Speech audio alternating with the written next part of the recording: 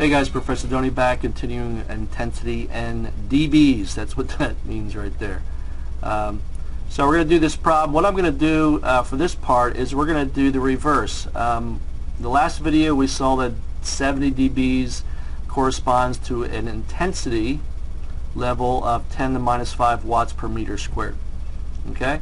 What we're going to do this time is take this number and check and go this direction to make sure if we're given, or to see if we're given an intensity level, how many dBs does that correspond to. So we're going to go the other way and basically just check our previous answer. So the way we do that is it's still going to be the same equation. Decibels equals 10 log. It's a logarithmic equation, so there's a 10 there. If we're using amplitudes instead of intensities, since intensity is related to amplitude squared, this would actually become a 20. So that's another story. Alright, so we have 10 log. Our intensity that we're given is 10 to the minus 5. And we're comparing that to the threshold of hearing, which is minus 12.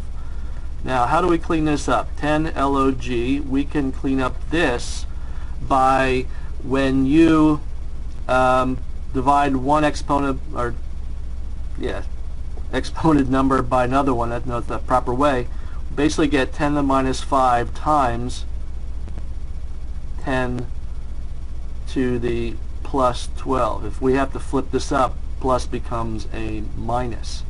Okay? Another way to think of it is we just take these and it becomes the difference of the exponents. So we get a 10 to the minus 5 minus, because it's divided by, a minus 12, and that's going to give us 10 to the plus 7. Alright, and we get the same thing here. That becomes 10 log 10 to the plus 7. Now if we put this in our calculator, and depending on what kind of calculator you have, you might have to put 1 with 1, 2, 3, 4, 5, 6, 7 zeros, and then hit log, depending on what you have. You should come up with that equaling 7, because logarithmic scale, log, is based on 10. So if we have 7 zeros, the log of that is actually a 7.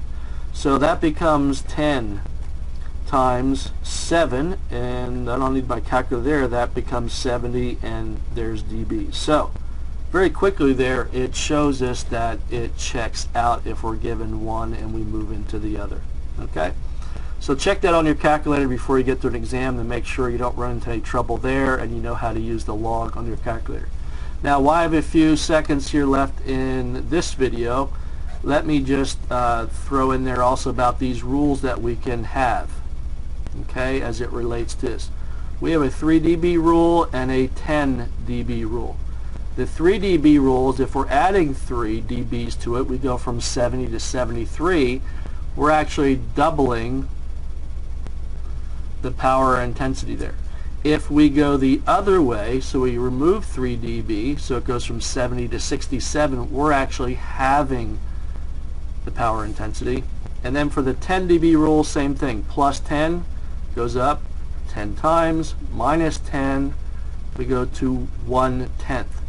And if we look at that, so for example, if we go from 70 to 79 dB, where we have an SPL meter, a sound pressure level meter, we're at a concert, we measure that it changes by that much, that's an increase of plus 9 dB.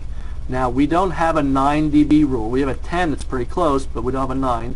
So what we're going to do is increase it by 3, increase it by another 3, and increase it by another 3, which is a total of increasing it by 9. And what that happens is we find out we double it, we double that, and we double that again. And that comes out to be an 8 times increase. Now 10 dB would increase it by 10 times, so we're getting close. That number sort of makes sense. So if we knew what loudness it was or what power it was, we could say the power from 70 to 79 is 8 times that.